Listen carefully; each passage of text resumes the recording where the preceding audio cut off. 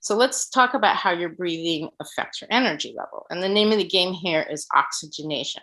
So most people are what you call shallow breathers. What does that mean? That means they don't take really long, deep breaths. So they don't utilize the full capacity of their lungs. And perfect example of that is hyperventilating. If you've ever hyperventilated or you've seen somebody hyperventilating, they're kind of going, it's because they're breathing from this part of their chest, right? The top part. And and so it's like a kind of a self-fulfilling prophecy because you never get enough oxygen into your system. So you're just kind of like, right? So I'm going to lead you through just a really quick exercise here because I want you to experience for yourself the difference between breathing through your mouth and then breathing through your nose, right? So here's what I want you to do. I want everybody to close your eyes. And then I want you to take a breath in through your mouth. And then you're going to hold it for a second or two. And then you're going to gently release it. Ready? Let's do it.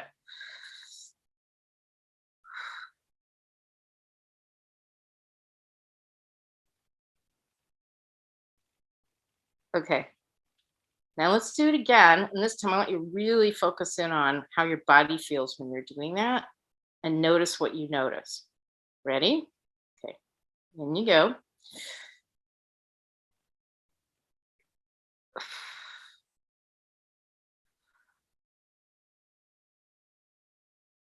So now we're going to do it through the nose.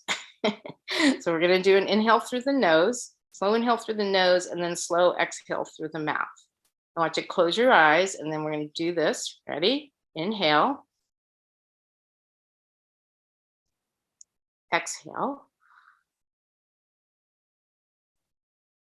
And we're going to do it one more time. And again, I want you to focus on how your body feels when you're doing this. What do you notice? What's going on with your chest? What's going on, with your breath? So we're going to take that in.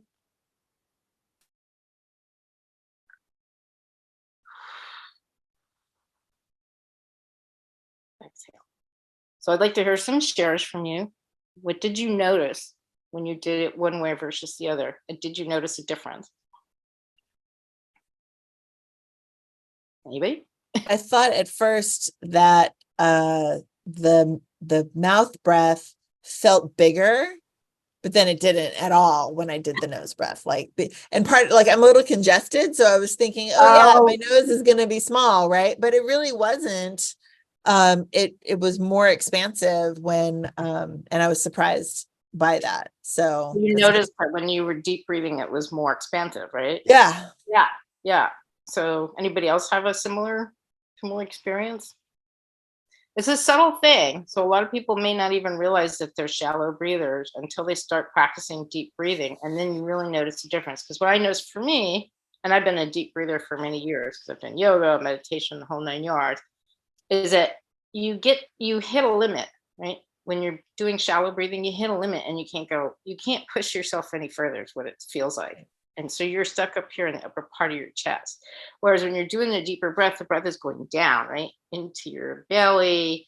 And there's all this room in there to expand. So you feel like you can push a little more and get a little more out of it. Not necessarily all in one breath, but as you take the next breath, then the next time you feel, oh, right? It's opening up. So there's expansion in there. And so the way that oxygenation works is that with every inhale that you take, you're taking in fresh oxygen.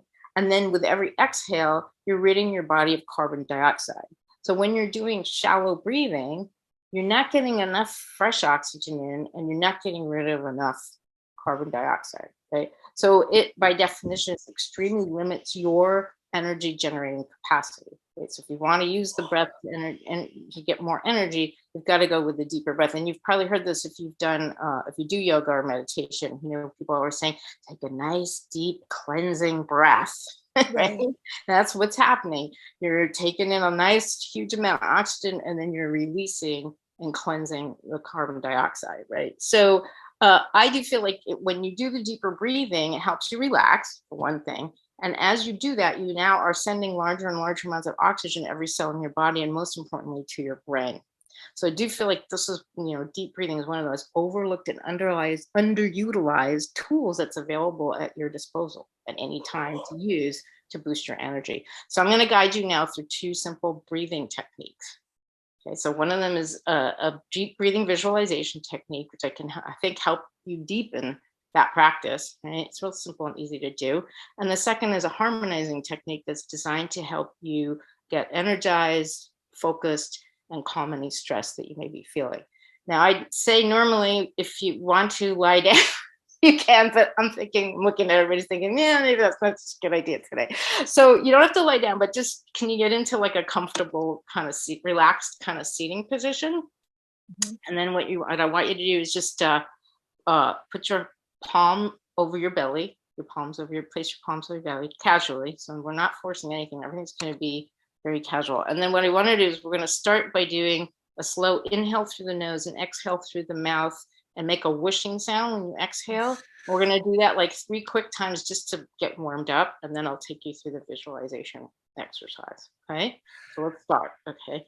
Slowly inhale through the nose. And if it helps, close your eyes.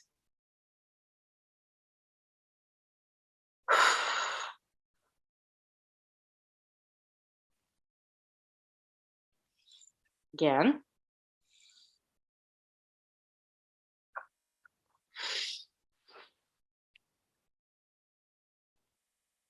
More time.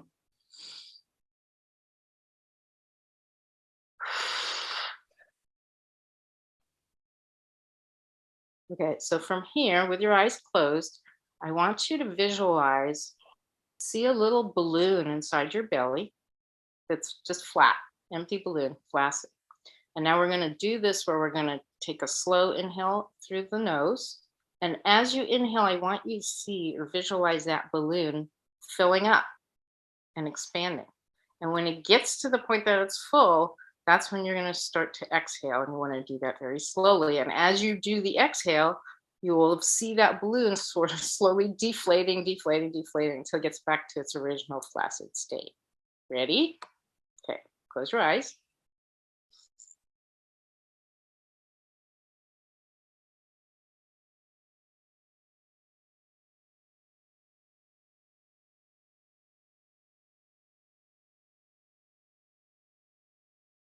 Once you exhale, we're going to do this again. And now this time, as you visualize the balloon filling up, I want you to see if you can make the balloon go just a little bit larger, like fill it up with just a little bit more air. Ready? Inhale.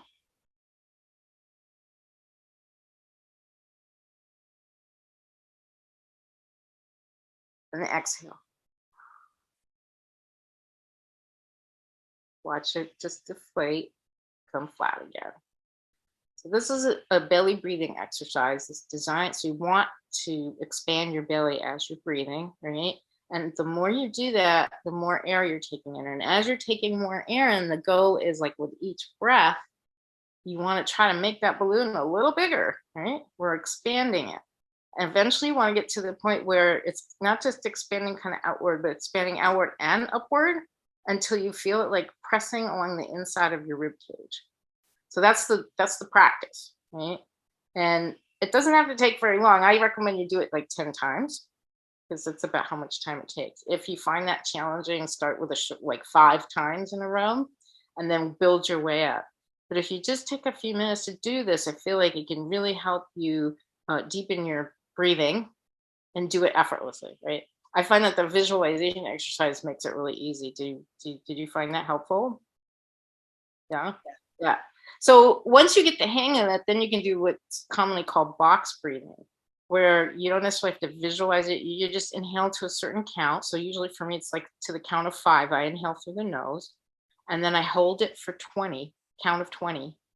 And then I exhale for count of 10. So that's kind of a mastery level to work your way up to. So it doesn't necessarily be the 5, 20, 10. What you do is like, so the formula is 1, 4, 2. So let's say you inhale to the count of 3, right? You inhale to the count of 3, hold it to the count of 12, right? 4 times 3, and then exhale to the count of 6, which is double your initial and half the middle one. If that makes any sense. So hopefully I didn't get too confusing the math there. So once you get the comfortable with belly breathing, then you can flip over to the box breathing and you don't have to necessarily do the visualization. Although it's kind of fun to do that too. I recommend doing this in the morning when you first wake up before you get out of bed. or at night before you go to sleep, once you're in bed, before you go to sleep. But you can really, oh, everybody's yawning. But you can do it It's, anytime. you start getting me some oxygen and my body's Yeah. going, okay, it's time for some rest. See how it calms you down and relaxes you? Yeah. So, but you can do it any time of the day, really. But you want to have a nice, sort of quiet place where you can be comfortable, right? The idea is to be comfortable. I mean, you don't want to do it standing up, or if you're hunched over, like at your desk or something. You want to just kind of be able to recline if you can, or lay down. Ideally, is the best way to do it. So the next exercise I want to show you, next breathing technique, is called Nadi Shodhana. Nadi, and the last word is Shodana. I think that's the correct spelling. And that is also sometimes known as alternate nostril breathing. So I'm going to have to take my glasses off to show you how to do this. So basically, when you sit comfortably, rest your left arm in your lap, okay? And then you're going to make a peace sign with your right hand, right?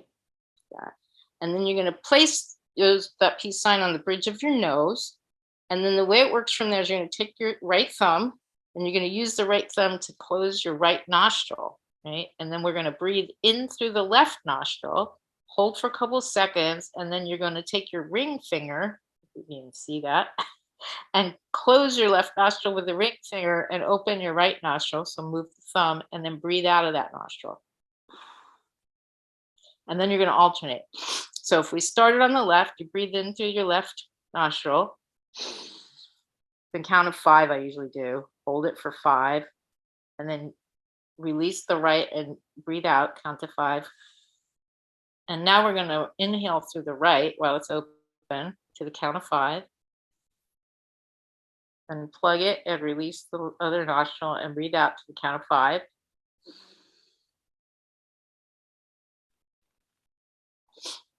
The hang of it, it's a little complicated, but hopefully you could see okay, like when I demonstrated. Yeah. Well, now I know which nostril is It's clogged. congested. Yeah, it's both challenging when you're a little congested. But it helps, right? It actually helps you open up. So those are 2 different breathing techniques. One is for the deep breath and relaxation. The other one's kind of more like when you need a little quick pick-me-up, like if you're dragging, you want to try that one, and it should help you kind of focus when you're distracted, you're feeling like there's too many things going on, just kind of sit quietly for 5 minutes or so and do this alternating set, do a set. So in and out of both nostrils, like 5 to 10 times, right?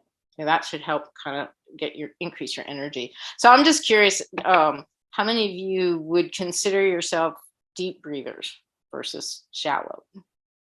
No? Okay. All right. Yeah. I think recently I've been better.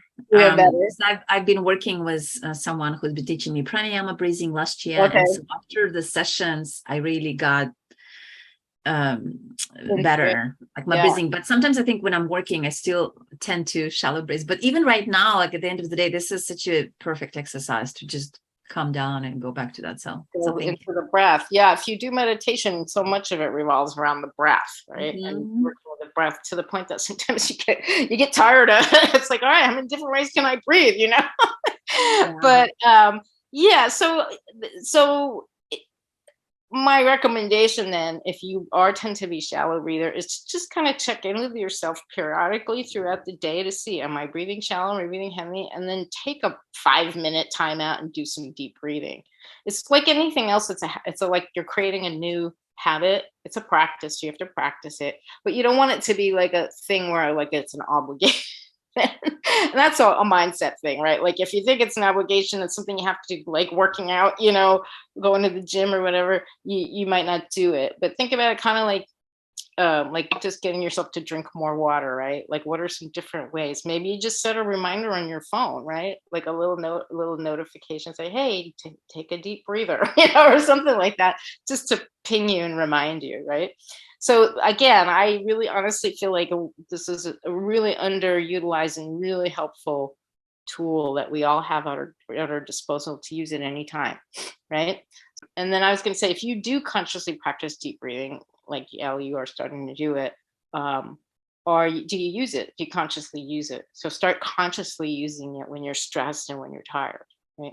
And sometimes that takes practice too. Just doing that, because you are doing a lot of focus on breathing when you meditate, can also help. So whatever you want to call it, whether it's, you're going to call it your deep breathing exercise or your meditation, or, or both, like mix it up, just something to get you on track so that you're just conscious of how you're breathing, both on a normal day-to-day basis, and then in a situation where you're feeling either tired or stressed.